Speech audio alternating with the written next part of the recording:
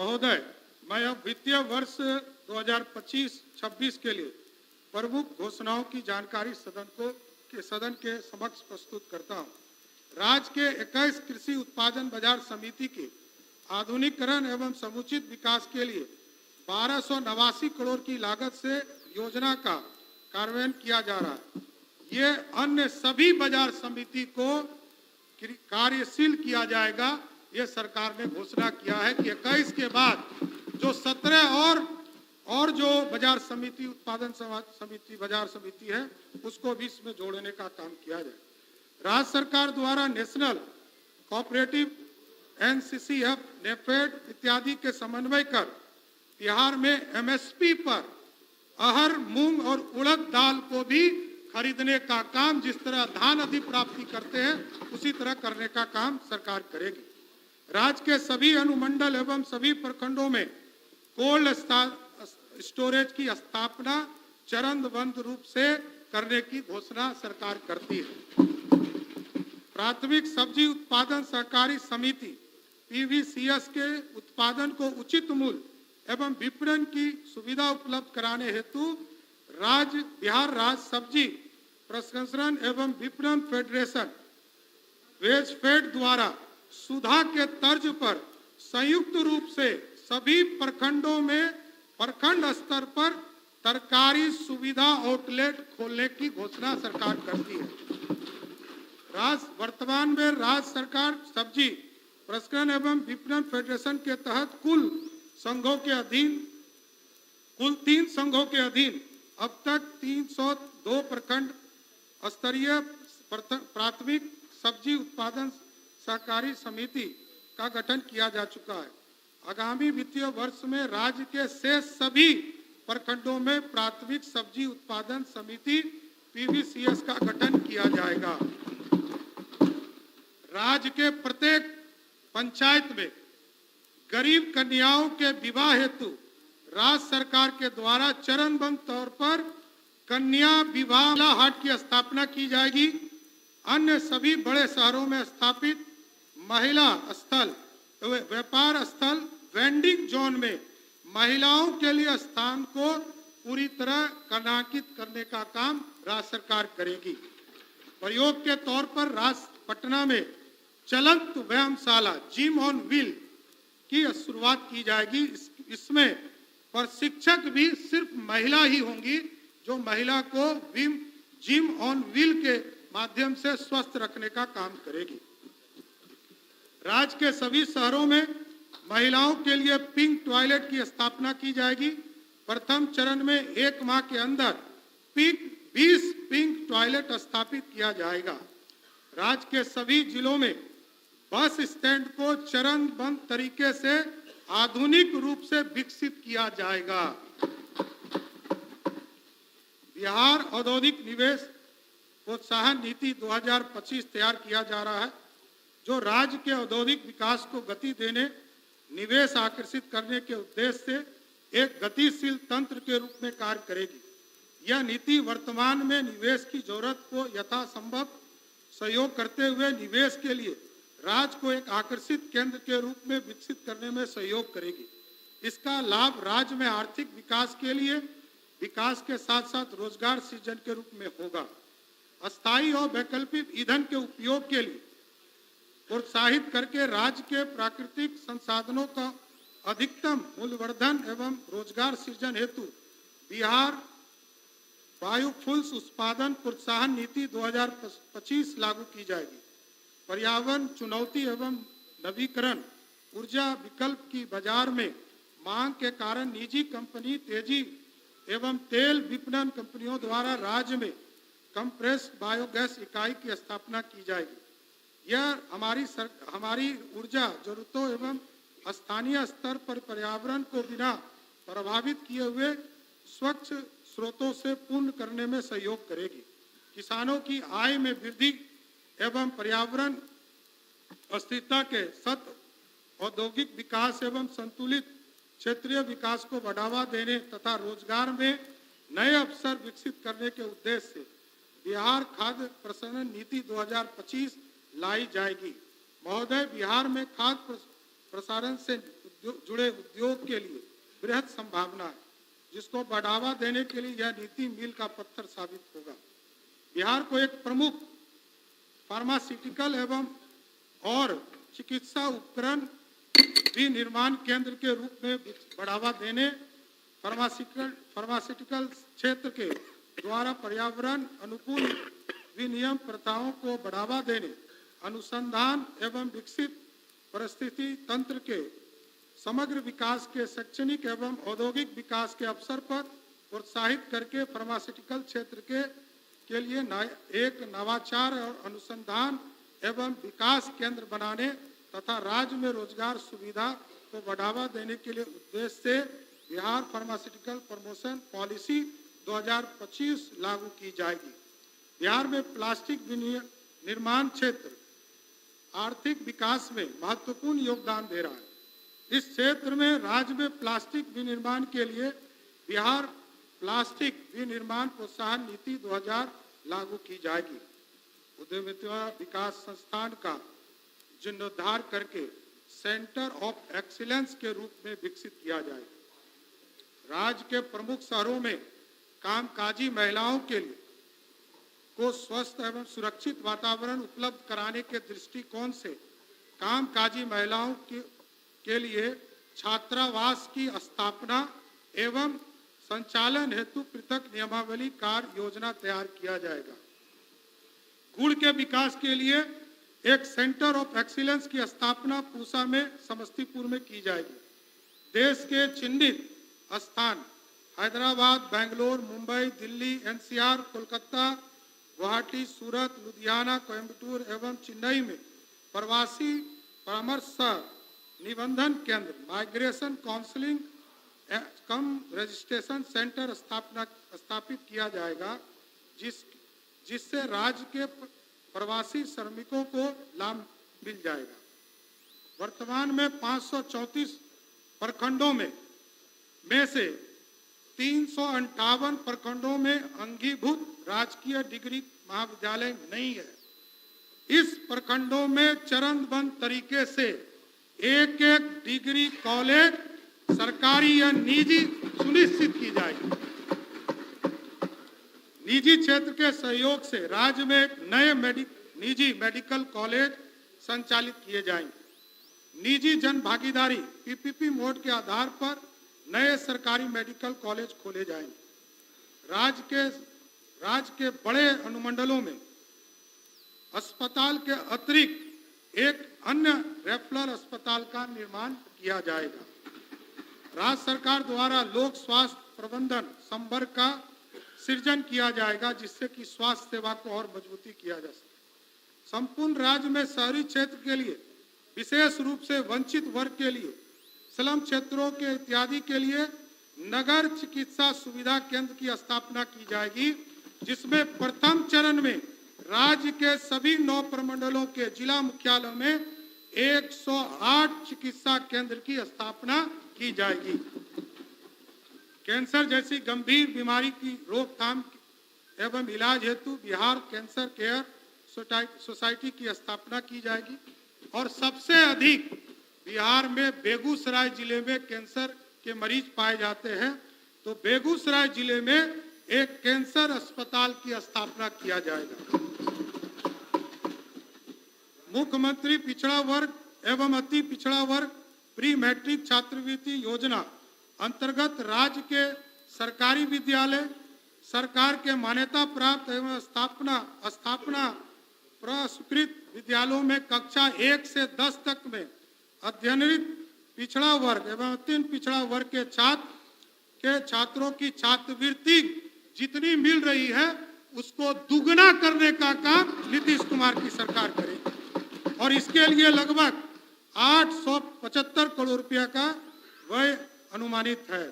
अनुसूचित जाति एवं अनुसूचित जनजाति के श्रेणी के छात्रों को दिए जाने वाले प्री मैट्रिक छात्रवृत्ति योजना के तहत छात्रवृत्ति दर को दुगना किया जाएगा, जिस पर राज्य सरकार द्वारा लगभग 260 करोड़ रुपया का वार्षिक अनुमानित व्यय माना जाता है। मुख्यमंत्री अनुसूचित जाति एवं अनुसूचित जनजाति छात्रावास अनुदान योजना छात्रावास अनुदान की वर्तमान दर 1,000 रुपया प्रति माह को दुगना करते हुए 2,000 रुपया देने का काम सरकार करेगी। अनुसूचित जाति एवं अनुसूचित जनजाति की आबादी वाले वैसे प्रखंड 40 प्रखंड जिसमें 50,000 या उससे अधिक आबादी पूर्व से आवासीय विद्यालय संचालित नहीं है, उसमें 720 वाले विद्यालय की स्थापना की स्वीकृति हम लोग करने का काम करेंगे। बिहार के सभी प्रमंडलों में राष्ट्रीय मानक के अनुरूप खेल अवसंरचना का निर्माण कार्य प्रारंभ किया जा चुका है। माननीय मुख्यमंत्री जी के निर्देश पर पटना प्रमंडल के पुनपुन प्रखंड में 100 एकड़ की भूमि चिन्हित कर भूमि अधिग्रहण की प्रक्रिया पूर्ण कर खेल अवसंरचना का निर्माण प्रारंभ की योजना है। प्रत्येक प्रखंड में मुख्यमंत्री जी ने पहले से ही घोषणा किया है कि प्रत्येक प्रखंड में जो बचे हुए जितने प्रखंड हैं जिसमें आउटडोर स्टेडियम नहीं है उसको इसी वित्तीय वर्ष में स्वीकृत करने का काम राज्य की सरकार करेगी। इससे डाटा सेंटर 2.0 की कंप्यूटिंग एंड स्टोरिंग क्षमता को बढ़ाते हुए फेज 2 की योजना बनाई गई, जिसके तहत आगे आने वाले वर्षों में 50 से 500 से अधिक वेबसाइट पोर्टल एप्लीकेशन होस्ट किए जा सकेंगे। किसी भी प्रकार के साइबर अटैक प्राकृतिक आपदा की स्थिति में राज्य सरकार की महत्वपूर्ण गतिविधियां अवरुद्ध नहीं हो, इसके लिए डाटा सेंटर हेतु रिकवरी सेवाएं होना आवश्यक है। इसके लिए disaster recovery D R and business community for Bihar state data centre परियोजना का क्रियान्वयन किया जाएगा। राज्य के प्रमुख शहरों में महिलाओं के लिए नीतीश कुमार जी की सरकार ने लगातार महिलाओं के लिए कई काम किए। महिलाओं के लिए प्रमुख शहरों में पिंक बस का प्रचलन किया जाएगा, जिसमें सवारी भी महिला होगी, चालक भी महिला होगी और कंडक्टर भी महिला ही होगी।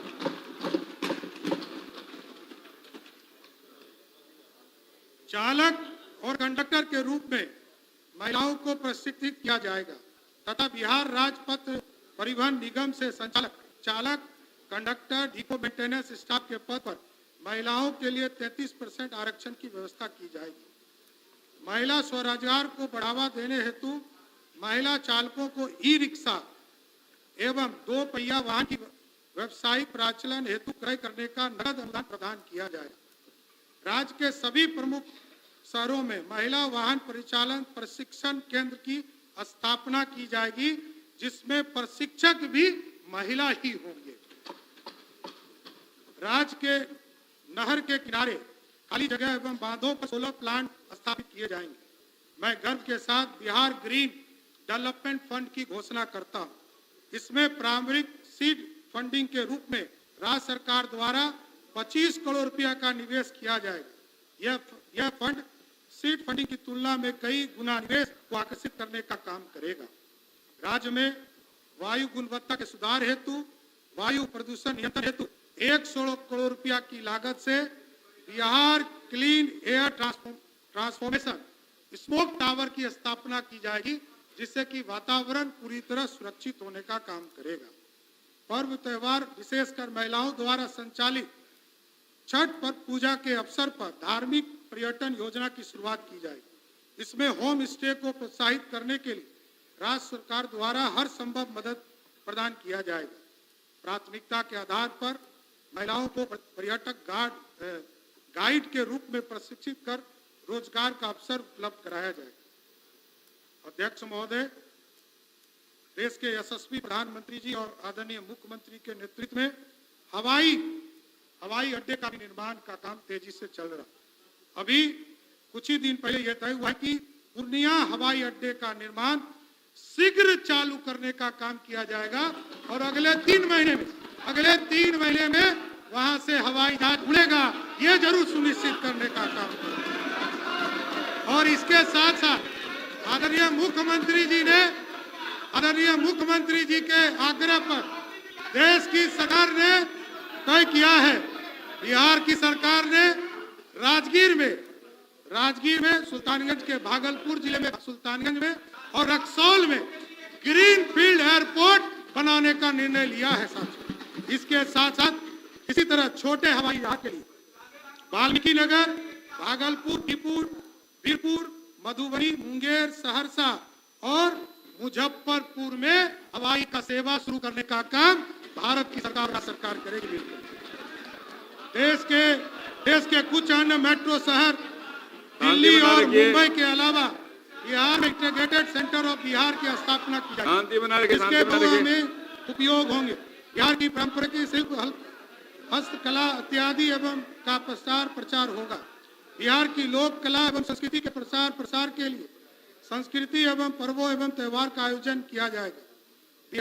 बिहारी खाद्य व्यंजन का प्रचार प्रसार होगा। बिहार में निवेश हेतु इन्वेस्टमेंट प्रमोशन सेल का कार्यालय होगा। बिहार फाउंडेशन का कार्यालय होगा। बिहार के लोगों के लिए बिहार भवन, बिहार सदन के तर्ज पर आवासन की सुविधा उपलब्ध कराने हेतु कार्यों के लिए एक समेकित केंद्र स्थापित किया जाएगा। जिस तरह आदरणीय मुख्यमंत्री के नेतृत्व में आज देश में सबसे ज्यादा यदि महिला पुलिस भर्ती हुई है तो वो सबसे ज्यादा बिहार में हुआ है। उसके आवासन की भी चिंता माननीय मुख्यमंत्री जी ने किया है। महिला सिपाहियों को, उसी के लिए आ रहा हूं, महिला सिपाहियों को पदस्थापन थाने के आसपास आवासन सुनिश्चित करने के लिए राज्य सरकार द्वारा किराए पर आवास लेकर आवासन की सुविधा उपलब्ध कराने का काम करेगी। वित्तीय वर्ष 2025 में मौसम विभाग संबंधित आपदाओं के जोखिम को कम करने के उद्देश्य से एक सुदृढ़ एवं सक्षम multi hazard early warning system के अंतर्गत एक hybrid Doppler weather radar network के निर्माण का प्रस्ताव है। इस हेतु प्रथम चरण में चंपारण जिले और भागलपुर जिले में इसकी स्थापना करने का काम किया जाएगा, जिससे कि सही समय वेदर का पूरा स्थिति हम आकलन कर सके। वित्तीय वर्ष 2025-26 में निबंधन की प्रक्रिया को राज्य के सभी निबंधन कार्यालयों में पूर्णतः पेपरलेस किया जाएगा। देश या देश के बाहर रहने वाले लोग भी होंगे, वो ऑनलाइन निबंधन कराने का काम कर सकेंगे, उनको आने की जरूरत नहीं पड़ेगी। इसी तरह एक महत्वपूर्ण जानकारी, हमारी सरकार आदरणीय मुख्यमंत्री नीतीश कुमार जी के नेतृत्व में, जहां आपको याद होगा कि जब मुख्यमंत्री नीतीश कुमार जी आए थे तो उन्होंने कहा था 6 घंटे में हम पटना पहुंचे, फिर कहा 5 घंटे में हम पहुंचाने का काम करेंगे और आज नीतीश कुमार जी ने तय किया है कि 2027 तक हम इसको 4 घंटे में प्रदेश के मुख्यालय पहुंचाने का काम करेंगे। अध्यक्ष महोदय, आगे राज्य सरकार के महत्वपूर्ण विभागों की उपलब्धि जानकारी सदन के पटल पर रखता हूं, आगे सदन को मैं उपलब्ध करा देता हूं। धन्यवाद।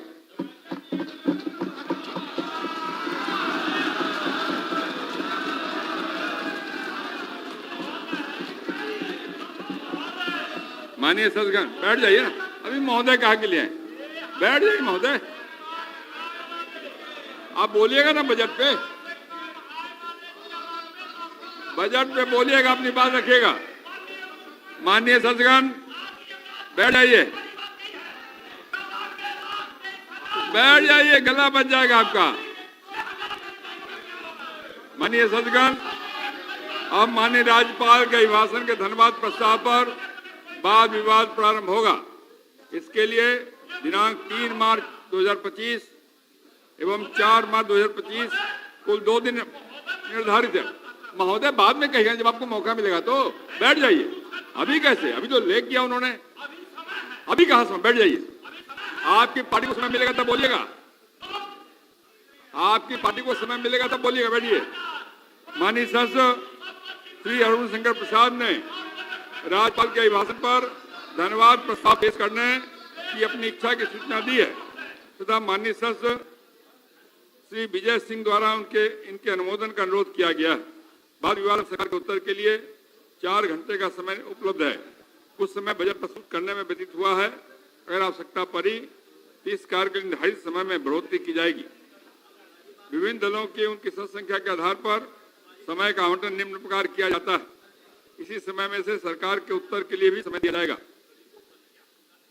भारतीय जनता पार्टी 79 मिनट, राष्ट्रीय Janata Dal 76 minute, Janata Dal United 45 minute, Indian National Congress 19 minute, CPI-ML 11 minute, Hindustani Awam Morcha 4 minute, CPI-M 2 minute, CPI 2 minute, EIMIM 1 minute, निर्दलीय 1 मिनट, कुल 240 मिनट।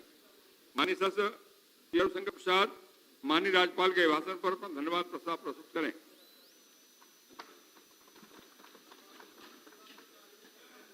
अध्यक्ष महोदय, मैं प्रस्ताव करता हूं कि सदस्यगण इस अभिभाषण के लिए राज्यपाल के कृतज्ञ हैं। महोदय,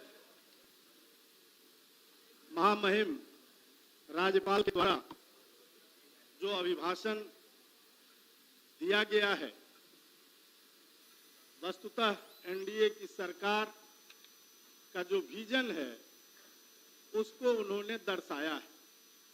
जो सरकार का रोड मैप है और उसके बजट के अंशों की चर्चा सार के बारे में माननीय उप मुख्यमंत्री एवं वित्त मंत्री आदरणीय श्री सम्राट चौधरी जी ने बजट के सारांश को विस्तार पूर्वक रखा है।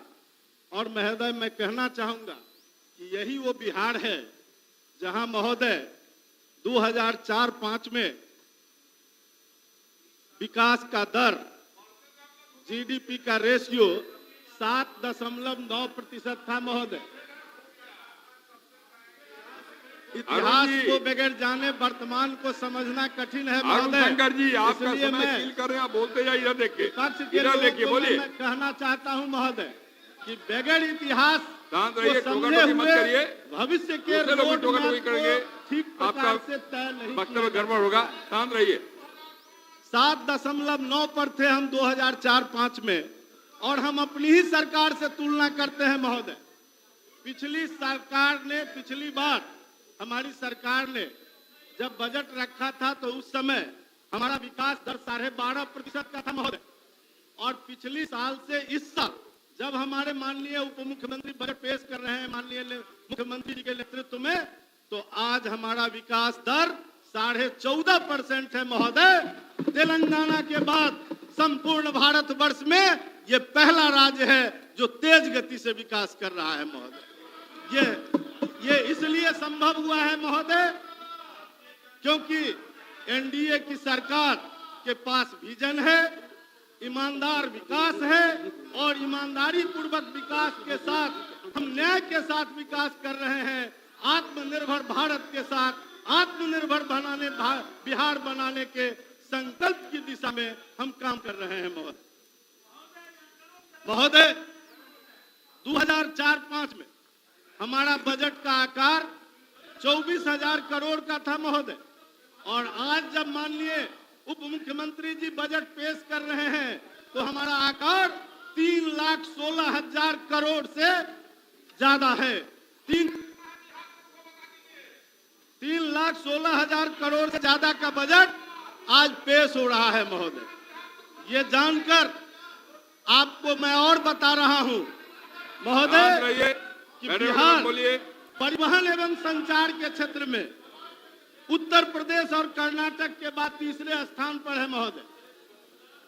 परिवहन और संचार के क्षेत्र में भी हमने काफी तरक्की की है, और इसलिए देश में आज हम तीसरे पायदान पर आए हैं महोदय। इतना ही नहीं, राजनीतिक क्षेत्रों में, सामाजिक क्षेत्रों में जो हमारी सरकार की भूमिका रही है महोदय, दलित, शोषित, पीड़ित, प्रताड़ित जो समाज है, जो वंचित समाज है, जिसको न्याय नहीं मिल रहा था, उसी के सरकार बताने वाली जो सरकार थी कि हम दलितों के सरकार हैं, हम पिछड़ों के सरकार हैं, और वो सरकार न्याय नहीं कर रही थी।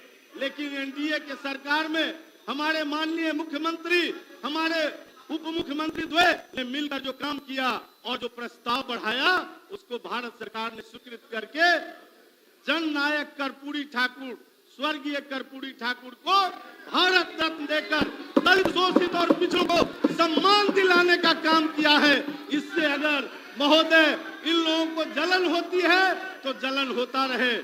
यह सरकार न्याय के साथ विकास करती रहेगी, तेज गति से विकास करती रहेगी। महोदय, मैं एक पंक्ति कहना चाहता हूं। मंजिलें उन्हें मिलती है, मंजिलें उन्हें मिलती है जिनके सपनों में जान होती है। पंख सिर्फ हवा से उड़ान नहीं भरते, जिनकी हिम्मत होती है वही आसमान छू लेते हैं, वही आसमान छूते हैं।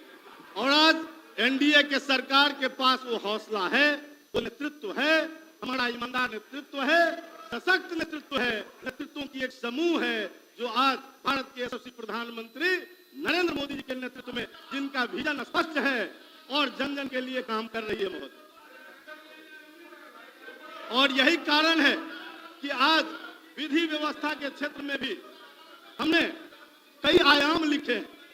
नवंबर 2005 के पहले 42,481 पुलिसकर्मी इस बिहार के अंदर कार्यरत है और वर्तमान में यह संख्या बढ़कर महोदय 1,10,000 हो गई, जिसमें 35% महिलाओं की भागीदारी सुनिश्चित की गई है महोदय। आज पुलिसिंग में बिहार देश का पहला राज्य है माननीय मुख्यमंत्री जी के नेतृत्व में जहां 35% महिलाओं की भागीदारी पुलिस में हुई है महोदय। देश में सर्वाधिक होने के कारण और 21,391 रिक्त पदों पर भी पुलिस की नियुक्ति होना है जो अंतिम चरण में है और 2,27,000 नए पदों का सृजन कर बहाली की प्रक्रिया चल रही ऑनगोइंग है। 2005 से पहले राज्य में 814 थाने थे महोदय। 2005 से पहले राज्य में 814 थाने थे जो अब बढ़कर 1,380 है अभी। आज जो सबसे बड़ी सेवा मिली है वो है आपातकालीन सेवा। जिस व्यक्ति को थाना में कोई पहचानता नहीं है महोदय, लोग गरीब शोषित लोग ये कहते थे कि हम थाने में जाते हैं तो हमें कोई कदर नहीं होता है। आज वो भी जब 112 डायल करते हैं तो उनके घर पर किसी आपदा के समय पुलिस तुरंत उपलब्ध रहती है महोदय। ये इस सरकार का चमत्कार है महोदय, जिसको हम चमत्कार कह सकते हैं महोदय। और आज दुर्घटना की स्थिति हो, आग लगने की स्थिति हो, वाहन दुर्घटना की स्थिति हो, महिलाओं एवं बच्चों एवं नागरिकों के सुरक्षा से संबंधित स्थिति में 112 हमेशा तत्पर है प्रत्येक थाने में। और मुझे लगता है कि चंद मिनट भी नहीं लगता है महोदय, 112 पहुंच जाता है और अब गरीबों के जुबान पर 112 रटा हुआ। यह अद्भुत काम हुआ है महोदय। और हम इतना ही नहीं करते हैं, हम सामाजिक सौहार्द के लिए भी काम करते हैं। हमारी सरकार वो काम नहीं करती है कि जो भागलपुर का दंगा हो जाए महोदय। हमारी सरकार वो काम करती है कि आज तक चाहे ईद हो, बकरीद हो, सरस्वती पूजा हो या दुर्गा पूजा हो, सारे त्योहार आराम से गुजर रहा है। और उसके लिए जहां भी संवेदनशील था महोदय, कब्रिस्तान की घेराबंदी की चर्चा आज माननीय विपक्ष के लोग कर रहे थे।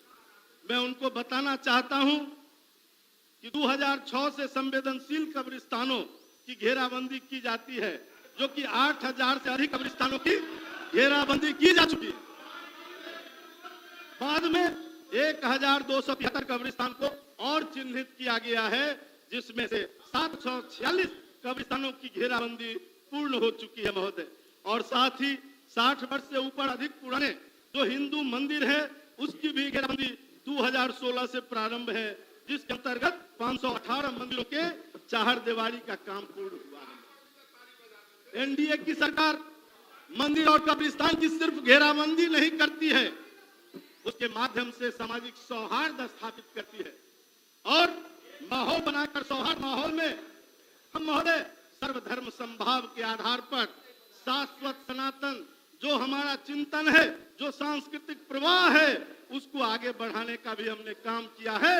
और आज आपने देखा है महोदय कि प्रयागराज में जिस प्रकार से महाकुंभ के दौरान पूरे यूरोप की जितनी आबादी है, पूरे यूरोप से अधिक आबादी 68 करोड़ लोग गंगा में डुबकी लगाकर सर्वभाव संभाव को दर्शाया है, सामाजिक सौहार्द को दिखाने का काम किया है।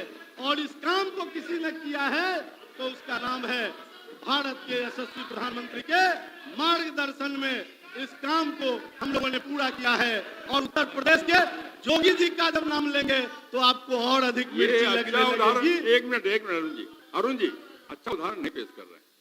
इससे क्या होता है ना, आपके दल की छवि भी खराब होती है। अगर यही नहीं, गलत बात नहीं करें, बढ़िया बढ़िया, गलत तरीका नहीं, ये तरीका नहीं, ये तरीका नहीं, फिर आपके नेता बोलेंगे वो लोग हल्ला करेंगे तो अच्छा लगेगा आपको? नहीं लगेगा। तो एक शांत रहिए, बात नहीं है। हाँ तो ठीक है, हम मुझे कोई आपत्ति नहीं है, आप को भुगतना पड़ेगा, मुझे क्या है? ये सुनिए, सुनने की बात है ना। आपको जब मौका मिलेगा अपनी बात कहिएगा।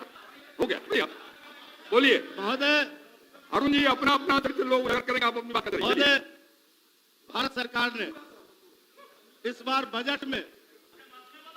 बार के बजट में बिहार को जिस प्रकार से विकास के लिए योगदान दिया है महोदय, आज तक बहुत सरकारें केंद्र के अंदर रही है, लेकिन किसी ने बिहार को देखने का काम नहीं किया। हम लोग मिथिला के लिए कहते हैं महोदय, पग पग पोखरी माछ मखान, सरस बोली मुस्की मुखपान, विद्या वैभव शांति प्रतीक जनक नगरी मिथिला थी।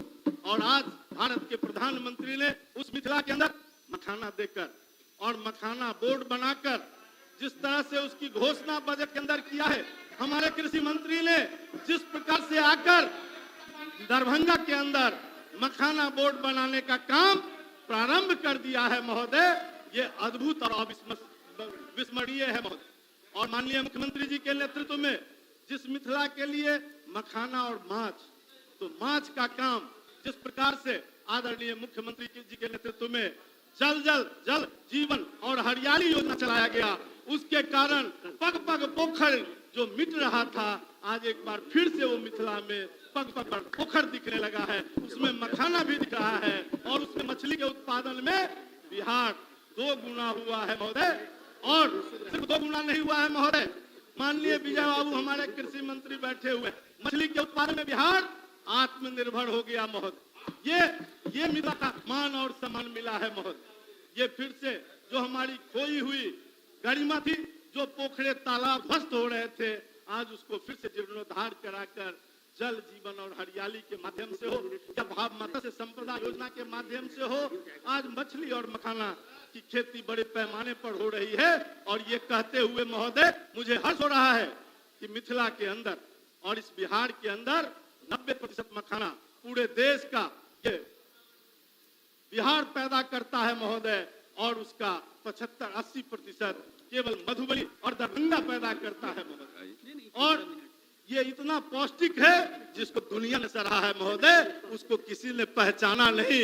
इतने दिन तक कांग्रेसों का शासन केंद्र के अंदर रहा महोदय, लेकिन मिथिला को पहचानने की क्षमता उनके पास नहीं थी, विजन उनके पास नहीं था। और हमारे जल संसाधन मंत्री जी ने उस मिथिला के अंदर कोसी का नहर हो या कमला का नहर हो, सब पर हाई डैम पर नहीं बन सका, तो वहां बैराज बनाकर 405 करोड़ रुपए का बैराज आज निर्माण होकर पूर्ण होने की प्रक्रिया में हमारे जयनगर के कमला में है महोदय। और आज तक ओवर ब्रिज नहीं था, उसके कारण लोग घंटों जाम में फंसते थे। आज ओवर ब्रिज प्रगति यात्रा के माध्यम से माननीय मुख्यमंत्री जी ने एक एक जिले की योजना को परखा है, देखा है और वही घोषणा किया है। ये होता है ऑन स्पॉट निर्णय लेना। और जो करके माननीय मुख्यमंत्री जी ने दर्जनों ओवर ब्रिज बनवाने के लिए घोषणा की है, दर्जनों बाईपास सड़कें और सड़कों का जाल जिस प्रकार से बिछाया है महोदय, और वहां से लौटने के बाद जितने कैबिनेट हुए हैं उसको उलट कर आप देख लीजिए, हजारों हजार किलोमीटर सड़कों का निर्माण की स्वीकृति माननीय मुख्यमंत्री जी ने अपने नेतृत्व में देने का काम किया।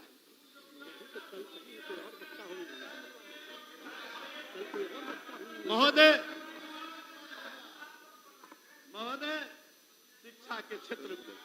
शिक्षा के क्षेत्र में अभी आपने बजट भाषण में देखा कि कितनी बड़ी राशि शिक्षा के लिए सरकार ने दी है। और क्या था, हम भी 1990 से चुनाव लड़ते हैं और हम भी देखते हैं गांव और सड़क पर घूम घूम कर कि स्कूलों की स्थिति क्या थी। शिक्षक है तो भवन नहीं, भवन था तो शिक्षक नहीं, भवन और शिक्षक जहां है वहां छात्र नहीं, छात्रों का ड्रॉप आउट, ये क्या था? और आपने कभी देखा नहीं, क्योंकि हमारे नेता प्रतिपक्ष बच्चे थे उस समय और उनका उम्र बहुत कम था जब उनके माता पिता की सरकार थी। उस समय को उन्होंने नहीं देखा है कि स्कूल के नाम पर पढ़ाई नदारत था और चरवाहा विद्यालय खोले जा रहे थे। लेकिन महोदय मैं नेता प्रतिपक्ष के लिए दो पंक्ति कहना चाहता हूं, जरा सुन लीजिए। दिन की रोशनी में दिन की रोशनी ख्वाबों को सजाने में गुजर गई और रात की नींद बच्चों को सुलाने में चली गई। जिस घर में विकास की तख्ती भी नहीं, सारी उम्र अपनी ही घर को बचाने में गुजर गई, सारी जिंदगी अपने घर को सजाने में गुजर गई। आपने अपने अलावे किया क्या? इस बिहार को देखा नहीं। महोदय, आप भी गवाह हैं, आप भी उस 1974 के जयप्रकाश नारायण जी के आंदोलन में संपूर्ण क्रांति के आप भी साक्षी हैं महोदय, आप भी भागीदार हैं महोदय। आदरणीय नीतीश कुमार जी, आदरणीय लालू प्रसाद यादव जी, आदरणीय रविशंकर प्रसाद जी, स्वर्गीय सुशील मोदी जी, ये सभी उसी के उपज हैं महोदय, उसी सन 74 के उपज हैं। हम लोगों में से अधिकांश लोग भी उसी 74 के अंतिम पीढ़ी में चल रहे हैं महोदय। और उस 74 के बाद क्या हुआ महोदय? जेपी की कल्पना थी, सिंहासन खाली करो कि जनता आती है। जयप्रकाश नारायण ने आह्वान किया था और जनता ने सिंहासन खाली करवा दिया। उस पर बड़े अरमान से हम लोगों ने लालू जी को बिठाया था। मैं भी 90 में चुनाव लड़ रहा था, हार कर आया था, बैठा था कार्यालय में, कैलाशपति स्वर्गीय कैलाशपति मिश्र जी थे और उनके पास समर्थन का पत्र लेने के लिए लालू प्रसाद जी बैठे हुए। और उनका भाषण जब मैं पहली बार सुना तो मैं भी प्रभावित हो गया था। मुझे भी लगा था कि ये बिहार जयप्रकाश नारायण के सपनों का बिहार बनेगा। लेकिन महोदय हुआ क्या? 15 वर्षों में बिहार लुटता रहा, बिहार पिटता रहा, बिहार कराहता रहा, बिहार दिखता रहा। कोई देखने और बचाने वाला नहीं था। केवल एक परिवार ने इस पूरे बिहार को बना दिया। एक ही परिवार का राज हुआ और एक ही परिवार 15 साल तक राज करते रहा। लेकिन जयप्रकाश नारायण जी का कुछ पुण्य भी था। उस पुण्य के कारण जब एनडीए की सरकार 2005 में बनी, 24 नवंबर 2005, वो स्वर्णिम दिन है महोदय, लोकतंत्र का वो स्वर्णिम दिन है जिस दिन आदरणीय मुख्यमंत्री नीतीश कुमार बनते हैं और उप मुख्यमंत्री स्वर्गीय सुशील कुमार मोदी बनते हैं और दोनों उसी 74 की उपज थे। और इन लोगों ने जब संभाला तो बिहार के कंकड़ को चुनकर आज शंकर का महल बनाने का काम किया है। और आज बिहार उस ऊंचाई को छू रहा है महोदय, जब हम अन्य विकसित राज्यों की श्रेणी में आकर खड़ा होने के लिए कराह रहे हैं, बढ़ रहे हैं आगे, तेज गति से बढ़ रहे हैं, दौड़ रहे हैं आगे और उसको छूने का हम प्रयत्न कर रहे हैं महोदय। और इसलिए स्वास्थ्य के क्षेत्र में, शिक्षा के क्षेत्र में जो बदहाली थी उसको दूर किया गया। उसकी पीड़ा भी झेलनी पड़ी लोगों को। उसके कारण सुधार के समय जब निर्माण प्रारंभ होता है तो टूटे हुए घर का रोड़ा भी गिरता है सर पर, उससे लोग को नुकसान भी होता है। इसलिए शिक्षा के क्षेत्र में बड़ी शिकायतें हुई, लेकिन आज जाकर ये दिख रहा है कि किस प्रकार से बिना हल्ला गुल्ला किए शिक्षक स्कूल जा रहे हैं, छात्र स्कूल जा रहे हैं, स्कूलों में मध्याह्न भोजन चलाए जा रहे हैं। स्कूल आज व्यवस्थित है और सुव्यवस्थित ढंग से शिक्षा चल रहा है। जो लोग पेपर लीक करवाते हैं महोदय, वही लोग जोर जोर से चिल्लाते भी हैं। इसलिए मैं कहना चाहूंगा कि ऐसे कार्यों में आप हाथ न बटाएं तो ज्यादा श्रेयस्कर होगा। स्वास्थ्य के क्षेत्र में महोदय क्या था? 2004-05 में 39 व्यक्ति औसतन पीएचसी में उपस्थिति रहती थी रोगियों तक महीने में, एक महीने में 39 लोग, 2 से भी कम, 1.5 से भी कम, और आज उसकी संख्या बढ़कर 11,000 से भी अधिक है प्रतिमाह। तो ये स्वास्थ्य के क्षेत्र में परिवर्तन हुआ। 6 मेडिकल कॉलेज के भरोसे हम थे महोदय। आज 14-15 मेडिकल कॉलेज खुल गए हैं और खोलने की तैयारी हो रही है। पीएमसीएच हमारा विश्व स्तरीय, हम लोग कभी सुनते थे कि इंग्लैंड और अमेरिका में बड़े बड़े अस्पतालों में इलाज होता है, गरीबों के सपने थे। आज उस सपनों को हमारे माननीय मुख्यमंत्री जी ने, हमारे माननीय मंत्रियों ने मिलकर पूरा किया है और पीएमसीएच को विश्व स्तरीय अस्पताल बनाने का जो संकल्प लिया है उस काम को आगे बढ़ाया है। अब गरीबों के आंख में भी चमक आ रही है कि हम विश्व स्तरीय अस्पताल में अपना इलाज कराएंगे और उसमें सोने पर हीरा जड़ने का काम आदरणीय प्रधानमंत्री नरेंद्र मोदी जी ने किया। आयुष्मान भारत, आयुष्मान कार्ड देकर गरीबों को और प्रत्येक व्यक्ति को 5 लाख के स्वास्थ्य की गारंटी भारत सरकार और राज्य सरकार ने मिलकर आज दिया है।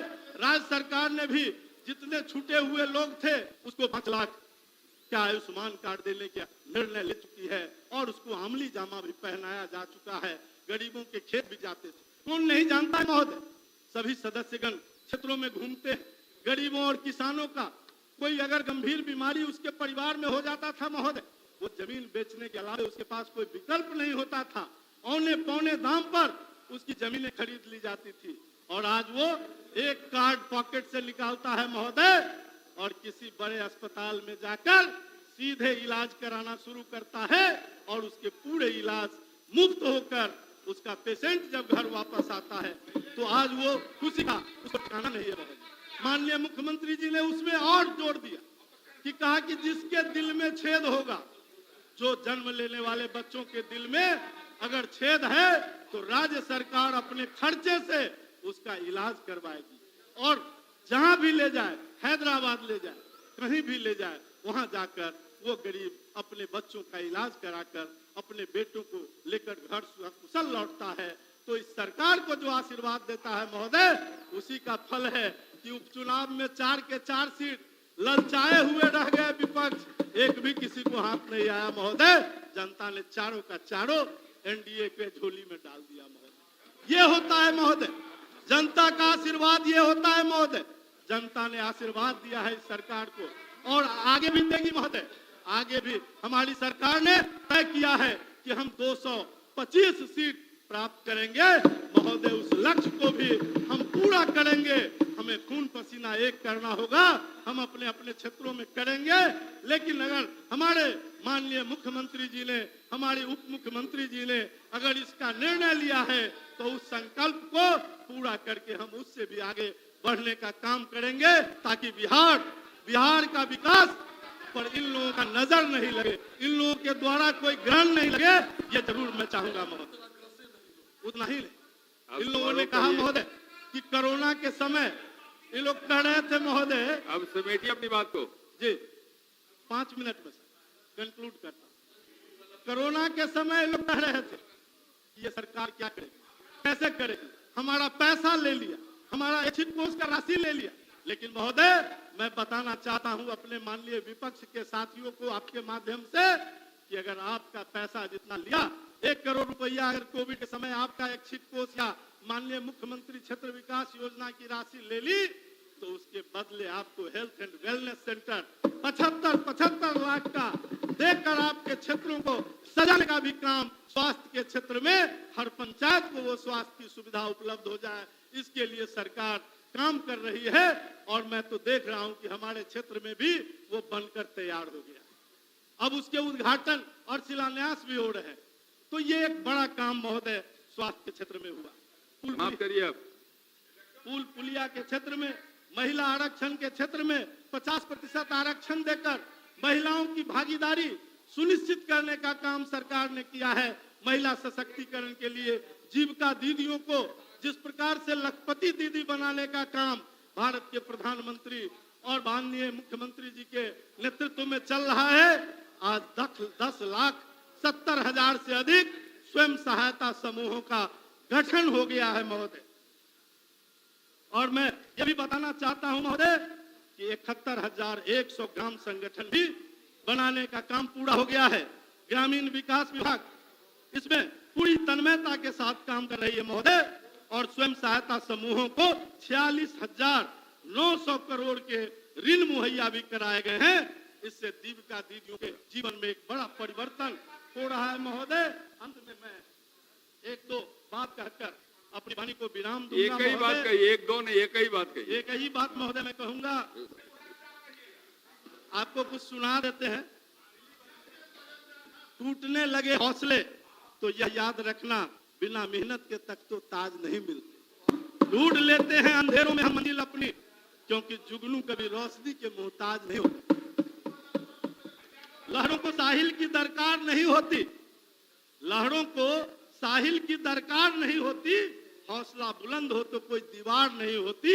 जलते हुए चिराग ने आंधियों से कहा, उजाला देने वालों की कभी हार नहीं होती, कभी हार नहीं होती। एनडीए सरकार फिर से पूर्ण बहुमत के साथ 225 पार करते हुए भारत के यशस्वी प्रधानमंत्री के नेतृत्व में, बिहार के मुख्यमंत्री के नेतृत्व में हम फिर से आएंगे और बिहार का और तेज गति से विकास करेंगे। गांधी के सपनों का बिहार, घर घर शौचालय का निर्माण, घर घर बिजली देकर हम आगे भी करेंगे। आपने दिया, इसलिए बहुत बहुत अध्यक्ष महोदय आपका धन्यवाद करता हूं। अपने दल के सभी नेताओं का और माननीय मुख्यमंत्री जी को धन्यवाद देते हैं। जी बोलिए, प्रस्ताव रखिए।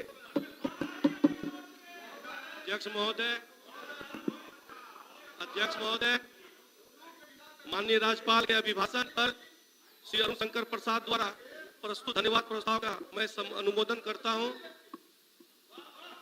सदन के समक्ष मुझे अपनी बात रखने का मौका दिए जाने हेतु माननीय अध्यक्ष महोदय और अपने नेता माननीय नीतीश कुमार जी को मैं आभार व्यक्त करता हूं।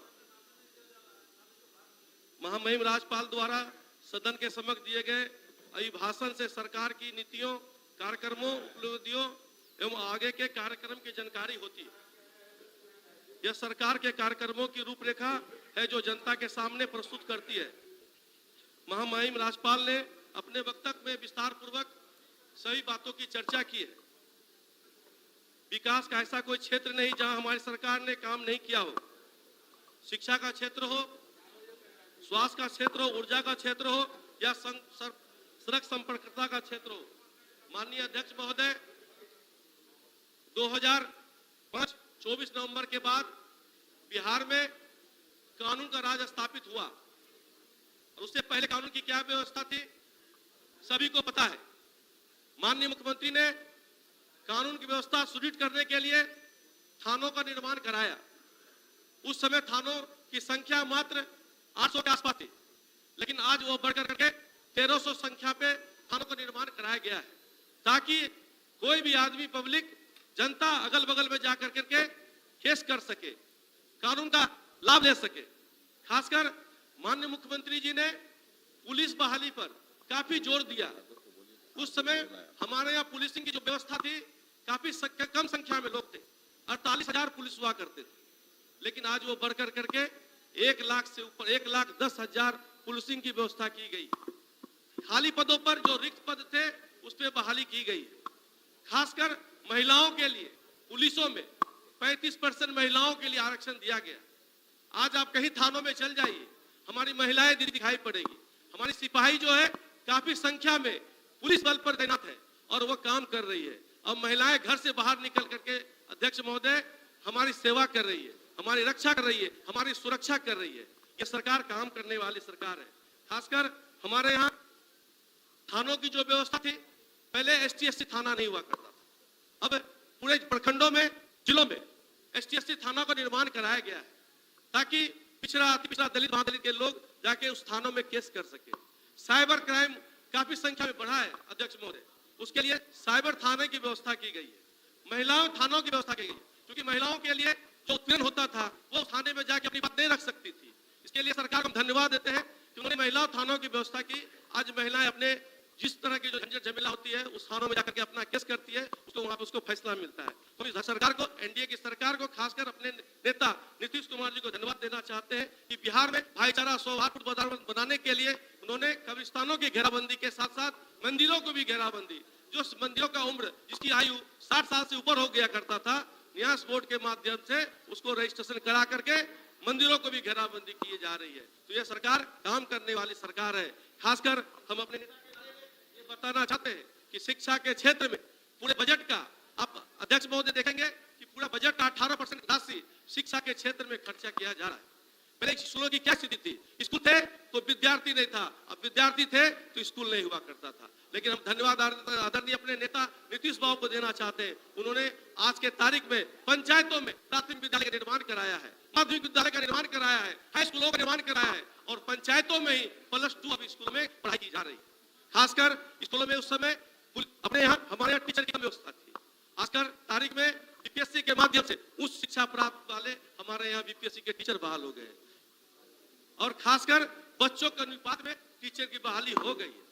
और खासकर महिलाओं के लिए, महिला दीदियों के लिए अपने यहाँ शिक्षा के क्षेत्र में 35% आरक्षण देकर के हमारे यहाँ आज के तारीख में 35% महिलाएं जो है शिक्षक है और अपने काम करती है। खासकर अपने अध्यक्ष महोदय हम ये बताना चाहते हैं, हमारे विद्यार्थी, हमारे बच्चे उच्च शिक्षा के लिए बिहार के बाहर उच्च शिक्षा के लिए जाना पड़ता था। मेडिकल कॉलेज के लिए, मेडिकल की पढ़ाई के लिए, इंजीनियरिंग की पढ़ाई के लिए, पॉलिटेक्निक की पढ़ाई के लिए, किसी की पढ़ाई के लिए अब हमारे बिहार में हमारे माननीय नीतीश कुमार जी ने medical college, engineering college, polytechnic college, कृषि कॉलेज की स्थापना की ताकि हमारे बच्चे बाहर नहीं जा सके। खासकर अति पिछड़ा बच्चा के लिए हमारे नेता ने जो बच्चे यूपीएससी पढ़ाई करते हैं वो यदि यूपीएससी पास करते हैं उससे बच्चों को 50,000 राशि मुहैया कराई जाती है। बीपीएससी पढ़ाई का पास करता है उसका आगे बढ़ाने के लिए सरकार 1 लाख रुपए सहायता राशि देती है। इसके अलावा स्वास्थ्य की बात करें तो स्वास्थ्य के क्षेत्र में 2005 से पहले स्वास्थ्य की क्या स्थिति थी, आज स्वास्थ्य के क्षेत्र में बिहार बहुत आगे जा रहा है। हॉस्पिटलों का निर्माण कराया जा रहा है, पंचायतों में सामुदायिक स्वास्थ्य केंद्र का निर्माण हो रहा है। पहले हॉस्पिटलों में क्या स्थिति थी, लोग जाते थे हॉस्पिटलों में दवाई मिलता नहीं था, आज दवाई क्रमबद्ध लोग हमारी महिलाएं जाकर करके दवाई लेती है, टीकाकरण हो रहा है और आज हमारे यहाँ एक्सरे की व्यवस्था, दवाई की व्यवस्था, अल्ट्रासाउंड की व्यवस्था, तो आज के तारीख में स्वास्थ्य के क्षेत्र में अब बिहार में काफी इलाज हो रहा है। हम धन्यवाद आदरणीय अपने नेता को देना चाहते हैं कि उन्होंने दरभंगा ऐसे जगहों पर दूसरा एम्स की स्थापना की, पीएमसीएच को देश के उन्नत किस्म के 5,000 बेड वाला हॉस्पिटल बनाने का काम किया है। बिहार आगे बढ़ रहा है, नीतीश बाबू के नेतृत्व में आगे बढ़ रहा है, एनडीए के नेतृत्व में आगे बढ़ रहा है। खासकर बिजली की बात करें तो बिजली हम लोग याद है हम लोग 87 में मैट्रिक पास किए हैं सर। 87 में जो होते थे शाम होता था तो लालटेन लेकर के किरासन भरना पड़ता था। अब लालटेन युग समाप्त हो गया, अब बिजली युग आ गई है, हर घर बिजली पहुंचा दिया गया है। नीतीश कुमार अब हर खेत में बिजली पहुंचाया जा रहा है और एक समय होता था ट्रांसफार्मर जल जाता था तो ट्रांसफार्मर बदलने में 10 दिन लग जाता है, लेकिन आज 1 दिन में ट्रांसफार्मर लग जाता है। हम धन्यवाद अपने नेता को देना चाहते हैं कि चकाचक बिहार, बिजली वाला बिहार, उजाला बिहार बनाने का काम किया। खासकर हमारे नेता महिला सशक्तिकरण पे जितना काम किया है, बिहार दुनिया में, भारत एक बिहार में एक अव्वल राज्य है जो महिला सशक्तिकरण पर खासकर 63 पंचायतों के जनप्रतिनिधियों को 50% आरक्षण देने का काम किया। कल तक हमारी महिलाएं घर में गोलू की मम्मी, मोनू की मम्मी बनकर रहा करती थी, खाना बनाया करती थी, लेकिन वो गोलू की मम्मी, मोनू की मम्मी से निकल कर करके आज जनप्रतिनिधि बन रही है, मुखिया बन रही है, वार्ड मेंबर बन रही है, पंच बन रही है, सरपंच बन रही है, जिला परिषद अध्यक्ष बन रही है। ये महिला सशक्तिकरण के कारण है। खासकर उसके बाद नगर निकाय के चुनाव में 2007 में भी महिलाओं को 50% आरक्षण देने का काम किया है। उसके बाद महिला सशक्तिकरण पर खासकर नीतीश बाबू ने टीचरों की बहाली में महिलाओं के लिए 35% आरक्षण देने का काम किया है। बिहार पुलिस में 35% आरक्षण देने का काम किया है। खासकर उसके अलावा पूरे देश में जीविका दीदी के माध्यम से हमारे नेता ने जो महिला का जो आधी आबादी है जो घर में रहा करती थी वो जीविका समूह के जुड़ करके, स्वयं सहायता समूह से जुड़ कर करके वो आर्थिक उत्थान कर रही है, बिहार को आगे ले जा रही है, अपने परिवार को आगे ले जा रही है। खासकर उसको रिवॉल्विंग फंड दे करके, उसको बैंक से लिंकेज करके, उसको बैंक से अनुदान दिला करके, बैंक से लोन ले करके वो अब आगे बढ़ रही है, अपने परिवार को भी आगे बढ़ रही है। कल वह रुपये के लिए, ब्याज के लिए दूसरे महाजनों को जाना पड़ता था। ये 5 मिनट आपके पास और है, अपनी बात समेटिएगा। अध्यक्ष महोदय, खासकर हम अति पिछड़ाओं की बात करें, क्योंकि मुझे खुशी है कि मैं अति पिछड़ा का बेटा हूँ, निषाद का बेटा हूँ, मछुआ समाज में पैदा लिया हूँ। आदरणीय नीतीश कुमार जी ने अति पिछड़ा समाज के लिए आर्थिक, सामाजिक और शैक्षणिक हक अधिकार देकर के समाज से मुक्त धारा से जोड़ने का काम किया है। खासकर हमारे अति पिछड़ा समाज को आरक्षण देकर के आगे बढ़ाने का काम किया है। यदि अति पिछड़ा का बेटा मैट्रिक पास करता है तो उसको 10,000 राशि मिलती है, इंटर पास करता है तो 25,000 राशि मिलती है, मैट्रिक पास करता है तो 50,000 राशि मिलती है और 50,000 राशि मिलती है, और बीपीएससी पास करता है तो 50,000 रुपया सहायता राशि मिलती है, यूपीएससी पास करता है तो 1 लाख रुपया मिलती है। इतना तरह तरह का काम हो रहा है। पूरे देश प्रदेशों में जननायक का पूरी छात्रावास का निर्माण कराया गया है ताकि अति पिछड़ा का बच्चा वहां पढ़ाई लिखाई कर सके। तो इतना अति पिछड़ा के लिए काम हो रहा है। उन्होंने जाति गणना कराने का काम किया हमारे नेता ने। जाति गणना करने के बाद पूरे बिहार में 94 लाख लोगों को 2-2 लाख रुपया सहायता राशि देने का काम किया। इससे अति पिछड़ाओं में खुशी का लहर। एक एक अति पिछड़ा का बेटा अपना एनडीए के सरकार को, नीतीश बाबू की सरकार को आने वाला 2025 फिर से नीतीश के सपोर्ट में एक एक वोट नीतीश बाबू को जिताने का काम करेगा, क्योंकि इन्होंने अति पिछड़ा में काम किया है। खासकर हम धन्यवाद आदरणीय अपने प्रधानमंत्री मोदी जी को देना चाहेंगे कि इस बार बजट में उन्होंने बिहार को इतना कल्याण किया है, इतना अनुदान दिया है, इतनी राशि दी है कि उन्होंने मखाना बोर्ड का स्थापना किया है। हम मंच के माध्यम से बताना चाहते हैं कि माननीय अध्यक्ष महोदय, मैं भी मखाना व्यवसायी हूँ और मैं कटिहार जिला से रहने वाला हूँ। और कटिहार जिला आज के तारीख बिहार में पूरे सबसे ज्यादा मखाना का जो कच्चा माल है, उसको गुड़िया बोलते हैं, उत्पादन करने वाला जिला कटिहार है।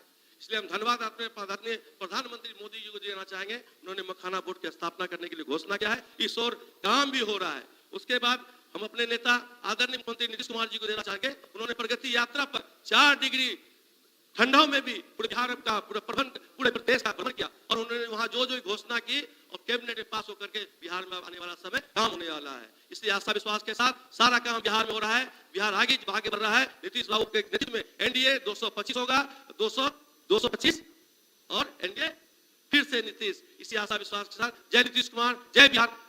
धन्यवाद। माननीय सदस्यगण, माननीय राज्यपाल महोदय के अभिभाषण पर प्रस्तुत धन्यवाद प्रस्ताव पर माननीय नेता विरोधी दल श्री तेजस्वी प्रसाद यादव, श्री अजीत समाज सविता एवं श्री महबूब आलम सविता से संशोधन प्राप्त हुए जो नियमानुकूल हैं। सदन के ऐसे इनके संशोधन को पढ़ा हुआ माना जाता है। माननीय सदस्यगण, मैं तो चाहूंगा कि माननीय नेता विरोधी दल अपना पक्ष रखें, परंतु राष्ट्रीय जनता दल के मुख्य सचेतक श्री अख्तरुल इस्लाम शाहीन के द्वारा सूचना दी गई है, उनके दल के लोग कल बोलेंगे, उनके दल के कोई भी माननीय सदस्य आज नहीं बोलेंगे। ऐसी स्थिति में मैं श्री अजीत शर्मा से आग्रह करता हूं अपना पक्ष रखें। आपका समय 9 मिनट। अध्यक्ष महोदय, मैं माननीय राज्यपाल महोदय के अभिभाषण पर लाए गए धन्यवाद प्रस्ताव के विरोध में बोलने के लिए खड़ा हुआ हूं। महोदय, मैं माननीय राज्यपाल महोदय के अभिभाषण तक ही सीमित रहूंगा और बहुत थोड़ा समय लूंगा। 2020 से लेकर 2025 तक के अभिभाषणों को पढ़ा और अभी माननीय मुख्यमंत्री की प्रगति यात्रा, उसमें की गई घोषणाएं और उस पर कैबिनेट की स्वीकृति के पूरे पेज के विज्ञापनों को भी देखा। इससे मुझे छोटी सी कहानी याद आ गई। एक गरीब व्यक्ति था, उसने तपस्या की, उसे भगवान ने खुश होकर एक शंख दिया और कहा कि तुम जो मांगोगे यह शंख उसकी पूर्ति करेगा। व्यक्ति अपने घर को चला। रास्ते में रात में वो एक मकान में रुका। उसने अपने शंख के माध्यम से खुद भी स्वादिष्ट भोजन किया और मेजबान परिवार को भी कराया। मेजबान ने चमत्कारी शंख को रात में चुरा लिया। व्यक्ति दुखी हो गया। उसने फिर जाकर तपस्या की। भगवान फिर प्रकट हुए और कहा कि मैं तुम्हें एक और शंख देता हूं, तुम जो मांगोगे उससे दुगना देने की घोषणा करेगा, परंतु मिलेगा कुछ नहीं। उन्होंने उसे ढपोर शंख दिया जो केवल बोलता था। मैं बताना चाहता हूं कि माननीय मुख्यमंत्री जिला के यात्रा पर थे, घोषणाएं करते थे और कैबिनेट उसकी स्वीकृति प्रदान कर देती है, जिसे आम जनता के लिए अखबार में प्रकाशित किया जाता है। घोषणा और काम की गति का मैं एक उदाहरण देता हूं। जेपी गंगा पथ 2007 में अनुमोदित हुई, जिसका निर्माण कार्य 11 अक्टूबर 2013 को प्रारंभ हुआ।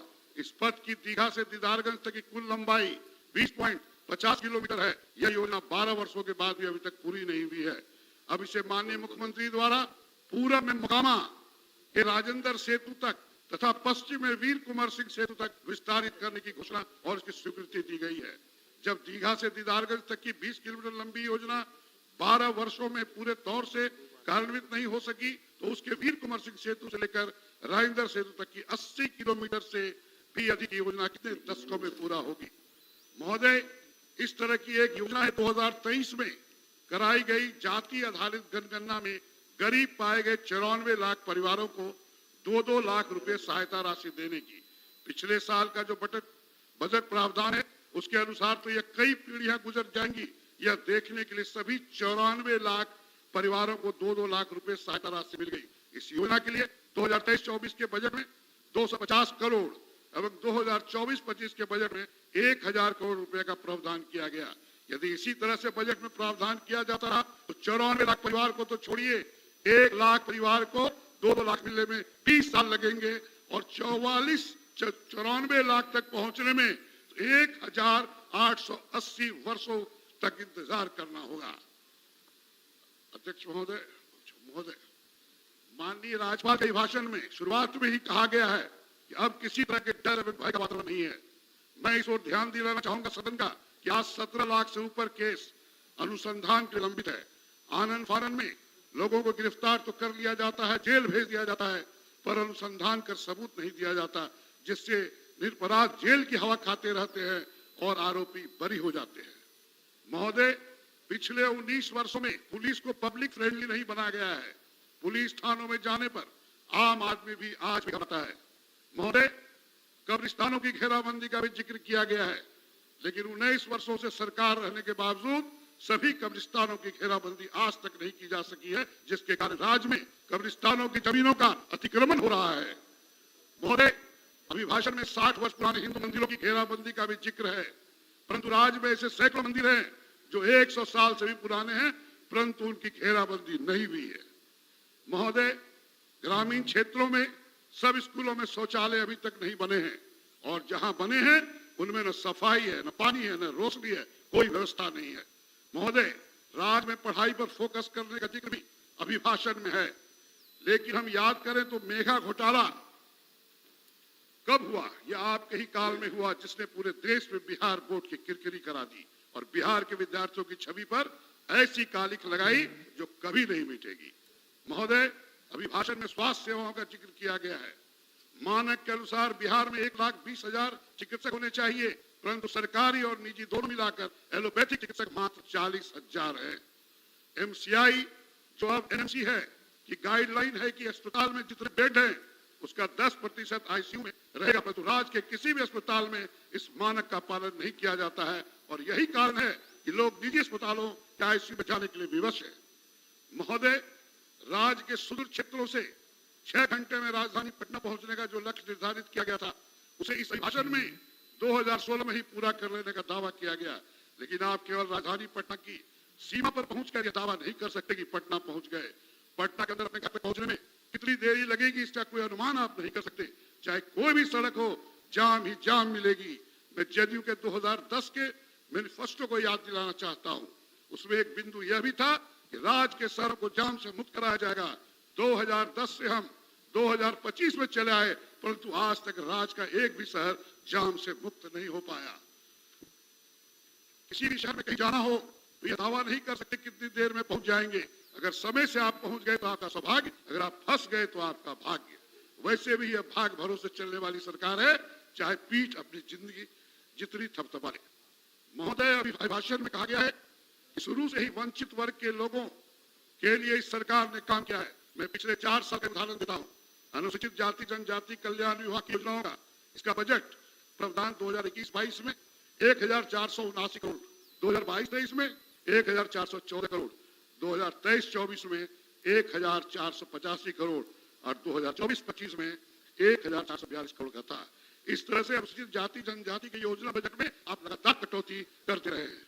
इसी तरह से पिछड़ा वर्ग और अति पिछड़ा वर्ग के कल्याण के लिए योजना बजट 2021-22 में 1,479 करोड़, 2022-23 में 1,818 करोड़, 2023-24 में 1,676 करोड़ और 2024-25 में 1,567 करोड़। योजना बजट में कटौती का दावा कर रहे हैं कि वंचित वर्गों के लिए आप शुरू से काम करते रहे हैं। यह अभिभाषण केवल आईवास है। महोदय, स्वास्थ्य विभाग के बारे में लंबा चौड़ा दावा किया जाता है। इस विभाग के भी 4 साल की योजना बजट को देखा जाए 2021-22 में 6,927 करोड़, 22-23 में 7,035 करोड़, 23-24 में 7,116 करोड़, 2024-25 में 7,117 करोड़ रुपए। महंगाई एवं जनसंख्या वृद्धि के मद्देनजर 4 सालों में योजना बजट में 190 करोड़ की बढ़ोतरी का ये कौन सा अर्थ है? महोदय, गृह विभाग जिस पर पूरी विधि व्यवस्था नियंत्रित करने का दारोमदार है, माननीय सदस्य थोड़ा संक्षेप करें। संक्षेप ही ऐसा हो जाएगा। उसके भी योजना बजट में लगातार पिछले 4 वर्षों में कटौती की जा रही है। महोदय, ग्रामीण क्षेत्र के विकास की बात बड़े जोरों से की जाती है, लेकिन ग्रामीण विकास विभाग में योजना मद में जहां 2021-22 में 16,409 करोड़ का बजट प्रावधान था, वही 2024-25 योजना बजट का आकार घटकर 13,733 करोड़ का हो गया। इसी तरह पशु एवं मत्स्य संसाधन का योजना बजट जहां 21-22 में 1,176 करोड़ था, 24% में घटाकर 1089 करोड़ को अब आपका समय समाप्त होता है। 1 मिनट बढ़ाया जा हो जाएगा, वो 1 मिनट कम बोलने पार्टी। महोदय, नल का जल सभी घरों तक पहुंचाने का जो लक्ष्य निर्धारित किया गया था, आज तक सभी घरों तक नल का जल नहीं पहुंचा है, और जिन घरों में पहुंचा है वह 24 घंटे में 2 से 3 घंटे के लिए मिलता है, और वह भी हर घर में मात्र एक सोर्स दिया गया है, और जिसका प्रेशर ऐसा है एक बाल्टी भरने में 5 से 10 मिनट लगता है। महोदय, बिहार बिजनेस कनेक्ट बड़े जोर शोर से चालू किया गया कि राज्य में 2020 से 2024 तक बिजनेस कनेक्ट में 1,81,000 करोड़ का उद्योगपतियों से माननीय MOU सदस्य हुआ, जिसमें हाल कृपया समाप्त करें।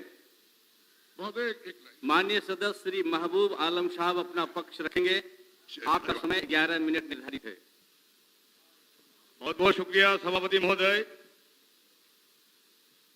मैं आपका आभार प्रकट करता हूं कि आपने मुझे बोलने का मौका दिया, लेकिन बड़ी पीड़ा और दुख के साथ मुझे कहना पड़ता है कि सरकार ने हमारे महामहिम से इस झूठ का पुलिंदा परवा लिया है। बाध्यता महोदय लोकतंत्र। कृपया झूठ का प्रयोग नहीं करें, असत्य बोले तो अच्छी बात तो होगी। असत्य का प्रयोग महोदय, झूठ और सत्य एक ही चीज है, ट्रूथ है, लेकिन अब ये लोग जो है, अभी उर्दू पढ़ने वाले को कटपुल्ला बोल रहे थे ये लोग, उत्तर प्रदेश के लोग, भाजपा के लोग। तो अपनी तकरीर को बेहतर और दिलचस्प बनाने के लिए उर्दू की जरूरत होती है, और उर्दू के बगैर कोई तकरीर दिलचस्प होती नहीं, और इसीलिए अपनी तकरीर के लिए इन्हें ये लोग उर्दू अशआरों का इस्तेमाल भी करते हैं। ये इन लोगों का दोहरा चरित्र है महोदय। चलिए महोदय, मैं शुरू करता हूं। बड़ी, अब क्या कहा जाए इसको, चालाकी से महोदय मैं कहना चाह रहा हूं, चालाकी से तो, लेकिन वो शब्द मुझे नहीं ठीक लगता है महोदय। विशेष राज्य का दर्जा से शुरुआत हुई थी। विशेष राज्य के दर्जा से माननीय मुख्यमंत्री नीतीश कुमार की राजनीतिक यात्रा मुख्यमंत्री के रूप में शुरुआत हुई थी। कहां गया महोदय विशेष राज्य का दर्जा? आपने क्यों गुमराह किया? सिर्फ सत्ता में बने रहने के लिए, सिर्फ वोट हासिल करने के लिए, सिर्फ वोट हासिल करने के लिए विशाल जनता की मासूमियत को आपने एक्सप्लॉइट किया महोदय। और ये क्या है, जब इस पर खरा नहीं उतरे, इसको क्या कहा जाएगा? ये असत्य कहा जाएगा कि जनता के साथ विश्वासघात कहा जाएगा। कौन कौन शब्द इस्तेमाल होंगे और कौन कौन शब्द संसदीय प्रणाली से बाहर महोदय, इसकी भी आज व्याख्या होनी चाहिए महोदय। ये लोग कहते कि स्पेशल पैकेज दिया गया, बिहार की नीलामी हो रही थी महोदय। इनके प्रधानमंत्री कितना दे दूं? 20,000 करोड़, 60,000 करोड़, 1 लाख करोड़, 1,30,000 करोड़ की नीलामी हो रही थी महोदय। वो पैसा कहां गया, कब मिला, उसकी व्याख्या तो ये लोग करते नहीं, क्योंकि वो झूठ था, असत्य था। वो बिहार की जनता को ठगने के लिए, उनकी आंखों में धूल झोंकने के लिए, उनको भावनात्मक रूप से शोषण करने के लिए ये किया गया था महोदय। बिहार की जनता सीधी सादी भोली भाली मेहनत जनता है महोदय। बिहार सरकार के पास रोजगार देने का कोई उपाय नहीं है, और इसलिए बिहार इस रूप में भी बदनाम है कि पूरे देश में ही नहीं, पूरी देश में, पूरी दुनिया में मजदूर सप्लाई का एक हब बन चुका है महोदय। और जो मजदूर, जो मध्यम वर्गीय लोग भी महोदय, एक बार मुख्यमंत्री से बातचीत हो रही थी, हमने कहा कि महोदय जो लोग दूसरे प्रदेश में जाकर के दुर्घटनाग्रस्त हो जाते हैं, उनको भी वही दुर्घटनाग्रस्त योजना का लाभ दिया जाए जो हमारे प्रदेश में होते। तो मुख्यमंत्री जी कह रहे थे महोदय कि नहीं, ये माइग्रेंट मजदूर जो बोलते हैं, मैं इसको नहीं मानता हूं। हमने कहा कि महोदय बिल्कुल माइग्रेशन है, यहाँ से कलेजा का टुकड़ा को छोड़कर माँ बाप भाई बहन 2000 किलोमीटर दूर जाके कोई हैदराबाद, कोई दिल्ली, कोई बंबई, कोई अहमदाबाद में जाके रोजगार हासिल कर रहे हैं महोदय। तो ये माइग्रेशन नहीं है, मतलब लोग अपनी इच्छा से जाते हैं। हमने बिल्कुल महोदय इच्छा से इच्छा से नहीं जाते महोदय। हो सकता है मध्यम वर्ग के कुछ लोग हैं यहाँ काम करने में शर्म लगता है, उसको वो जाते होंगे, लेकिन महोदय ये माइग्रेशन की त्रासदी को समझिए आप। उन्होंने कहा कि नहीं, मैं इनको नहीं मानता हूँ माइग्रेशन। मैंने कहा कि महोदय ठीक है, भागलपुर यूनिवर्सिटी का कोई लड़का अगर पटना यूनिवर्सिटी में एडमिशन लेना चाहता है महोदय, तो फिर माइग्रेशन सर्टिफिकेट की जरूरत होती है ना अजय जी, होती है। तो मुख्यमंत्री के लिए दुर्भाग्यजनक है महोदय, हमको बोले कि आपसे हम बात नहीं करते। महोदय आप मुख्यमंत्री हैं, आपको समाधान करना होगा, आप सच्चाई से रूबरू होना होगा आपको। महोदय भूमि सुधार कहाँ गया जी, बात करते हैं आप लोग। भूमि सुधार आयोग लागू करके आप भी पश्चिम बंगाल की तर्ज पर बिहार के भूमि माफियाओं से भूमि छीन के गरीबों को देने का लोक लुभावना एक कमीशन आपने तैयार किया, बनाया, आपने बनाया, हम लोगों ने नहीं बनाया। बंदोपाध्याय जी को भी आपने बुलाया, बंदोपाध्याय जी ने क्या कहा, कमीशन की रिपोर्ट है, कहां गई कमीशन की रिपोर्ट? कमीशन की रिपोर्ट कहां गई? कमीशन की रिपोर्ट दबा दिया गया महोदय। कमीशन की रिपोर्ट है कि 21 लाख एकड़ से ज्यादा जमीन बिहार सरकार के पास उपलब्ध है। 1 एकड़ जमीन भूमिहीन किसानों को आबादी के लिए, कल्टीवेशन के लिए, और 10 डिसमिल जमीन उसके आवासीय व्यवस्था के लिए दिया जाए तो बिहार की तस्वीर और तकदीर बिल्कुल बदल जाएगी। और किसी के बिना बिहार की तस्वीर और तकदीर बदल नहीं सके महोदय। कहां गया महोदय? किसके दबाव पर आपने भूमि सुधार आयोग कमीशन को रद्दी की टोकरी में फेंक दिया? जरूर अमीर दास आयोग ने जिन अपराधियों को शिनाख्त किया था, मध्य बिहार के बड़े बड़े जनसंहारों को अंजाम देने वाले अपराधियों ने, जब अमीरदास आयोग ने उनको चिन्हित किया तो आपने अमीरदास आयोग को भी ठंडे बस्ते में डाल दिया और उन्हीं अपराधी और सामंतों के दबाव पर आपने भूमि सुधार आयोग को भी ठंडे बस्ते में डाल दिया। महोदय प्रगति यात्रा कहां प्रगति हो रही है आपकी? अगर प्रगति हो रही है तो प्रगति की रिपोर्ट देने के लिए अगर जनता में से कुछ सेक्शन आपसे मिलना चाहते हैं, आपको मेमोरेंडम देना चाहते हैं महोदय, तो आपने प्रगति यात्रा को दमन यात्रा में तब्दील कर दिया। दमन यात्रा में तब्दील कर दिया। झूठ नहीं, सच है। मैं कहूं तो झूठ, आप कहे तो सच।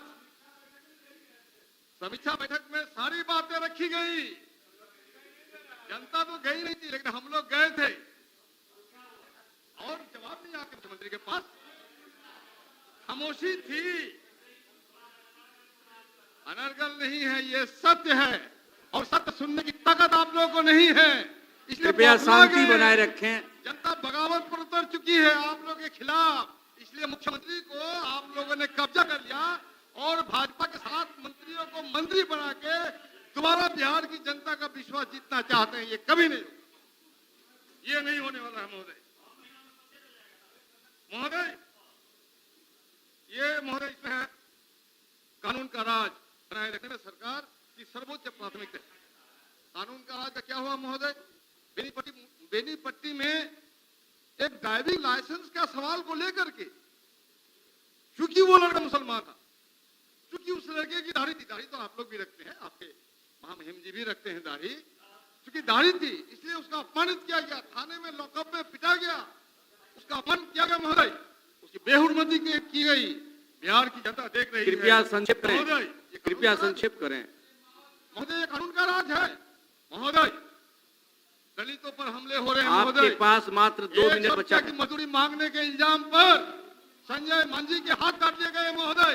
संजय मांझी तो संजय मांझी महोदय फुलवारी शरीफ के हमारे माननीय विधायक गोपाल रविदास, जिस उच्च हाई स्कूल के अध्यक्ष है, सामंतों ने पुलिस की मौजूदगी में उस हाई स्कूल के भवन का उद्घाटन करने नहीं किया महोदय। इसलिए गोपाल रविदास दलित परिवार से आते हैं महोदय। ये है कानून का राज।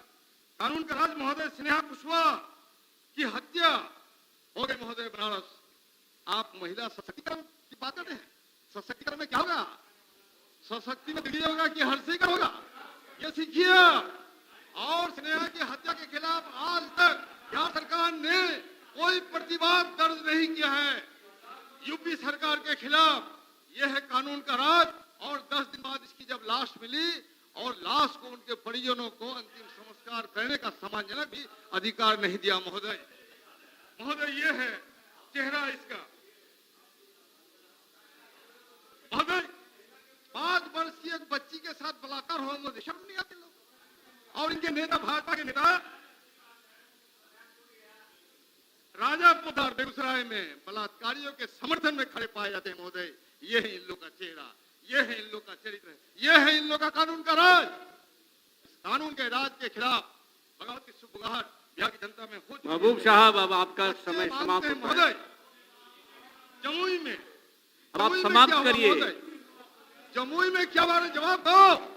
मस्जिद के सामने तुम जाकर के तुम्हारी तथाकथित शेरनी हनुमान चालीसा पढ़ने की नाकाम कोशिश की, और मैं मुसलमान भाइयों को शुक्रिया अदा करना चाहता हूं कि आपने संयम का परिचय दिया और पूरे बिहार को दंगे की आग में झोंकने की कोशिश की। अब आप अपना स्थान ग्रहण करें महबूब साहब, महोदय, स्थान ग्रहण करें, आपका समय समाप्त हो गया है। महोदय एक मिनट। माननीय सदस्य महोदय, बच्चे मानते हैं श्री शिक्षा, हरिभूषण ठाकुर बचौल मानते हैं अपना पक्ष स्कूल, रखेंगे। बच्चे मानते हैं शिक्षा, मानते हैं स्कूल। आपका समय मात्र 15 मिनट है।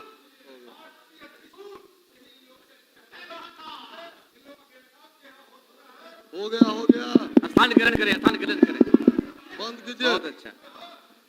अध्यक्ष जी, माननीय सदस्य श्री हरिभूषण ठाकुर बचौल जी अपना पक्ष रखेंगे। सभापति महोदय, आज विश्व की महान जनता और हमारे नेता सम्राट जी विजय बाबू सत्यक जनक जी और पार्टी के कारण राज्यपाल के अभिभाषण पर मुझे बोलने का मौका दिया गया। राज्यपाल का अभिभाषण सेंट्रल हॉल में हुआ है। ए भाई, गलत बात है, गलत बात है, गलत बात है। बचौल साहब आप आसन की तरफ मुखातिब होइए। माइक बंद आप करवाइए, माइक बंद आसन करवाइए। ग्रहण करिए, आसन ग्रहण करिए। माइक बंद महबूब करवाइए। साहब अब आसन ग्रहण करिए। माइक बंद करवा दीजिए। दूसरे माननीय सदस्यों को भी बोलने की आजादी है, बोलने दीजिए। और बचौल सर, साहब आप सर, हमेशा सर, थोड़ा सर, आसन की तरफ मुखातिब होकर बोलेंगे। आपके सामने हम लोग यहाँ आए 5 से 10 और ये 15 से 20 से 25 पहली बार बिहार के इतिहास में मुझको लगता है कि शायद किसी मुख्यमंत्री के नेतृत्व में 20वीं बार राज्यपाल अपना अभिभाषण पढ़े हैं। एक बात और लगता है, मैं इसका साक्षी हूं और बहुत सारे लोग भी साक्षी होंगे कि माननीय नीतीश जी और उन दिनों सुशील कुमार मोदी जी हम लोग के नेता हुआ करते थे, तो राष्ट्रपति भी यहाँ आए थे बिहार के विधानसभा में। 20वीं बार भाषण में होता क्या है, कैबिनेट पास करती है और सरकार जो अपना काम किया है और भविष्य में जो काम करेगी उसी का खाका प्रस्तुत करती है। हमारा भी बिहार चल रहा है, बहुत सारी पार्टियां आई गई, लेकिन इस देश में आजादी के बाद मिश्रित व्यवस्था था हुजूर। हमारे जो नेता थे, अजित भाई चले गए, उनके पार्टी के नेता, उनको लगता था कि हम ब्रिटेन का नकल करें कि रूस का नकल करें। मिश्रित अर्थव्यवस्था के चक्कर में देश का क्या हाल था यह किसी से छिपा हुआ नहीं है। एक हल जोतने वाला किसान का माचिस, एक राजदूत मोटरसाइकिल, चेतक स्कूटर के लिए भी लोग लाइन लगाते थे। और आज जो देख रहे हैं 1991 से कहानी शुरू हुई। नरसिम्हा राव जी प्रधानमंत्री बने, या सुनो, हम ये कहें जो आपके नेता का भी नाम ले रहे हैं, आप लोग तो हमारा नेता पर हल्ले करते हैं। नरसिम्हा राव जी ने उदारीकरण लाया देश में। आज जो देश देख रहे हैं उसमें कहानी वही से शुरू होती है जो वाजपेयी जी और मोदी जी तक आई। लेकिन संजोग दुर्भाग्य बिहार का कि ठीक उसी समय जब दुनिया में पहले था भोजन वस्त्र आवास, हुजूर भोजन वस्त्र आवास एक प्रमुखता थी, लेकिन लोग बैठे तय किए कि नहीं, भोजन वस्त्र आवास से नहीं काम चलेगा, इसमें स्वास्थ्य, शिक्षा, संचार, सड़क और बिजली जुड़ी गई और वहां से विकासवाद का काम प्रारंभ हुआ। लेकिन बिहार में उसी समय जब देश में सड़क की बात हो रही थी तो लोगों ने कहना प्रारंभ किया कि हमारा तो वोटर आर्य धुरिय चलैया, हमार वोटर रोड पर नहीं चलैया। वहीं से स्थिति जो बिहार की हुई। लेकिन 24 नवंबर 2005 को बिहार में एक सरकार बनी जिसके मुखिया माननीय नीतीश जी आज तक हैं और भविष्य में भी रहेंगे। और हमारे पार्टी के नेता जिस तरह आज नीतीश जी के साथ हमारे पार्टी के नेता सम्राट चौधरी जी और विजय बाबू हैं, उन दिनों हुआ करते थे सुशील कुमार मोदी। और बिहार किस तरह आगे बढ़ा, चाहे वो सड़क हो। मैं किसान का बेटा हूं, मैं पूछना चाहता हूं, क्या 5 से पहले अगर 1 क्विंटल एमएसपी पर बिहार में बिका हुआ अनाज, तब तो किसान का हित चिंतक बनिए। बीज विस्तारीकरण आया और उसके बाद 40 किलो कट्ठा अगर किसी किसान को होता था तो किसान अपने आप को गौरवान्वित समझता था कि 40 किलो का कट्ठा उगा लिए। आज क्विंटल का कट्ठा गेहूं और धान हो या देन है अगर तो नीतीश कुमार की देन है, भारतीय जनता पार्टी की देन है। आज तक किसानों के लिए कोई कुछ नहीं किया। अध्यक्ष जी आज तक किसान को, व्यापारी भाई को, बड़े बड़े उद्योगपति को कार्ड मिलता था, प्लास्टिक को नहीं मिलता था, लेकिन किसान कार्ड देने का काम कोई किया तो नीतीश कुमार जी की सरकार और एनडीए की सरकार की। शिक्षा की व्यवस्था, हम किसान हैं, शिक्षा की व्यवस्था पढ़ाई है, भवन विहीन विद्यालय था, छात्र को ड्रेस नहीं था। यहाँ बैठे हुए सारे लोग बोरा पर बैठते थे पहले लोग, लेकिन आज अगर आप विद्यालय में जाइएगा तो आपको डेस्क बेंच पर पढ़ता हुआ विद्यार्थी मिलेगा। एक ही ड्रेस में क्या आंकड़ा, क्या पिछड़ा, क्या सबन, क्या किसी भी जाति धर्म मजहब का हो, एक ड्रेस पहन करके स्कूल जाता है। शिक्षा के क्षेत्र में पहले बच्चों को बड़े बड़े लोग साइकिल से जाते थे, गरीब बच्चा साइकिल नहीं देखा था। लेकिन इस सरकार ने और 20 वर्ष के एनडीए के शासनकाल में कुछ आप लोग भी उसमें 2 साल फुल्की बुल्की दिए, लेकिन जो पूरी सरकार थी वो कहां से कहां तक पहुंचा दी। लोकतंत्र के मंत्री हम बोल रहे हैं और आज हम सभी जानते हैं कि संसदीय लोकतंत्र से अगर सबसे ज्यादा किसी को लाभ हुआ है तो गरीब को हुआ है, वंचित को हुआ है, पिछड़ा को हुआ है, अति पिछड़ा को हुआ है। लेकिन भ्रष्टाचार के बल पर जो भ्रष्टाचार ही जिनका रीति नीति है, तो लोग आने वाले दिनों में और चाहते हैं बिहार की जनता को गुमराह करना, लेकिन नहीं होगा। आप समाजवाद के नाम पर आप लोहिया जी को भूल गए, आप मार्क्स लेनिन को भूल गए, आप अपने परिवारवाद में लगे, लेकिन बिहार की जनता, देश की जनता बहुत आगे पहुंच चुकी है। कानून व्यवस्था का क्या हाल था हुजूर? कानून व्यवस्था का हाल तो लोग अब परिवार के लोग और उस शासन के महत्वपूर्ण लोग बोल रहे हैं कि मुख्यमंत्री आवास से अपहरण फिरौती का डील होता था। ये मैं नहीं बोलता हूँ। तो कानून व्यवस्था का स्थिति ये था। संचार की स्थिति क्या थी श्रीमान?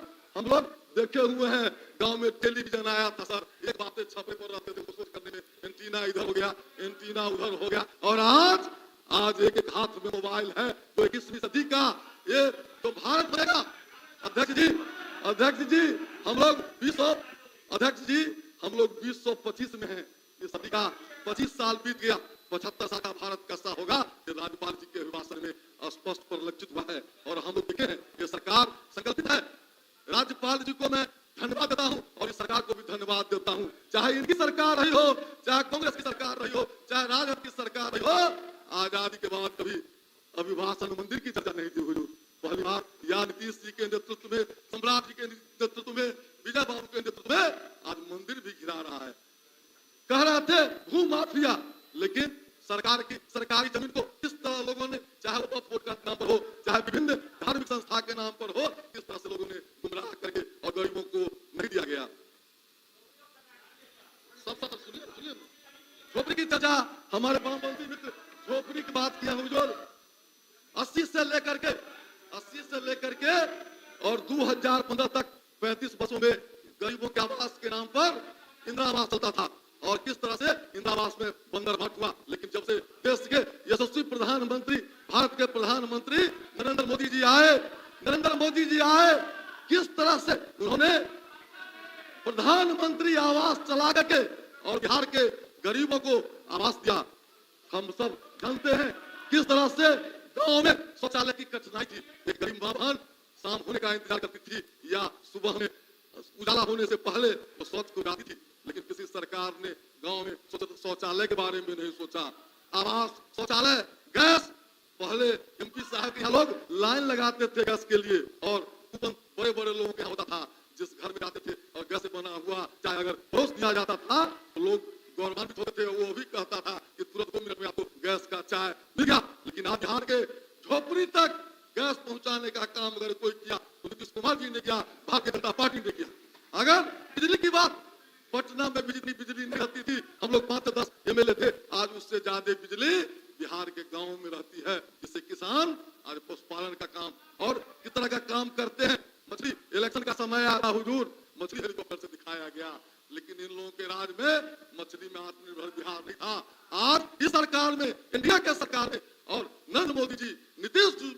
जी के सरकार में आज यहाँ मछली के क्षेत्र में आत्मनिर्भर बना है। पशुपालकों का क्या हाल था, केवल जर्सी गाय और फ्रीजियन गाय के बल पर हम आगे बढ़े थे, लेकिन हमारा जो देसी सहीवाल है, हमारा जो देसी बछौर नस्ल का है, गिर नस्ल का है, आज उसको हम प्रोत्साहित कर रहे हैं और प्रोत्साहित करके किसानों की आमदनी को हम बढ़ा रहे हैं। हमने पहले कहा था, पहले जब गरीबों को अनाज, आप लोगों को बड़ी गरीब के पार्टी के हमदर्द भी आप लोगों के साथ बैठते हैं, लेकिन गरीबों के रोटी की चिंता अगर किसी ने की तो नरेंद्र मोदी जी ने की, नीतीश कुमार जी ने की। किसी को अनाज मिलता था, आज अनाज के द्वारा हम सब। आप यह बात करिए, इधर देख के बोलिए, समय कम है आपके पास। मित्रों, अध्यक्ष जी अभी हमसे पहले पूर्व वक्ता विशेष आज की बात करते थे और ज्ञानी हैं, अपने दल के नेता हैं, लेकिन नीति आयोग ने स्पष्ट कर दिया है कि विशेष आदि का दर्जा नहीं दिया जा सकता है। विशेष सहायता, और मैं निश्चित रूप से कहता हूं कि जितने 14 से लेकर के 25 तक इस राज्य को माननीय नीतीश जी के नेतृत्व में माननीय मोदी जी का जो सहयोग मिला है, आज जो बिहार विकास किया है, वह उसकी जितनी भी चर्चा की जाए वो कम है। अध्यक्ष जी, पंचायती राज बस नहीं पानी तो पियेंगे ही, और आपको पहले पिला देंगे पानी। संक्षेप करिए, संक्षेप करिए। अध्यक्ष जी, ये लोग बड़ी बात करते हैं कि फलाने बाबू ने ये दिया, वो दिया, ताकत दिया, बोले क्या जाती थी, लेकिन ताकत दिया नीतीश कुमार भारतीय जनता पार्टी एनडीए ने। मैं पूछना चाहता हूँ, मुसहर भाई का बेटा, मंडल भाई का बेटा, सहनी भाई का बेटा, लोहार भाई का बेटा, कहार भाई का बेटा, महिला कगो वार्ड मेंबर बनती थी, कगो मुखिया बनता था, कगो पंचायत समिति बनती थी, क्या चेयरमैन बनता था, प्रमुख बनता था, केवल भाषण दिया आपने कुछ नहीं किया। अगर महिलाओं के सम्मान का बात 50% रिजर्वेशन, आज भारत को छोड़ दीजिए, दुनिया के किसी देश में पंचायती राज व्यवस्था में 50% रिजर्वेशन नहीं है। अगर है तो बताइए। अब बंद करिए, जी करिए, खत्म कर दो सर, खत्म कर दो। पंचायती राज व्यवस्था के बाद युवाओं के लिए, खेल कूद के लिए, अरे इधर ताकि बोलो भाई, इधर देख के बोलिए। आप एक तरफ आप कह रहे हैं समय कम कीजिए, एक तरफ ये लोग टोका टोकी कर रहे हैं, तो मैं आज राज्यपाल जी के अभिभाषण पर बाद में फिर इन लोगों को जवाब दूंगा, जो एक कीर्तिमान नीतीश जी के नेतृत्व में 20 वर्ष की सरकार, एक नेता के नेतृत्व में बिहार के सर्वांगीण विकास, सड़क, शिक्षा, स्वास्थ्य, बिजली, पानी के लिए किया है, पिछड़ा के लिए किया है, पिछड़ा के लिए किया है, सवर्ण के लिए किया है, सारे लोगों के लिए किया है। मैं इसका समर्थन करता हूँ। बहुत बहुत धन्यवाद, बहुत बहुत धन्यवाद। करूँ ईमान, 1 मिनट का समय आपके पास है। महोदय, मैं माननीय महामहिम राज्यपाल के पास नहीं खड़ा हूं और एक क्वेश्चन नहीं, सारे खाली, पर बेचारा परेशान कहां से उठे, महामहिम राज्यपाल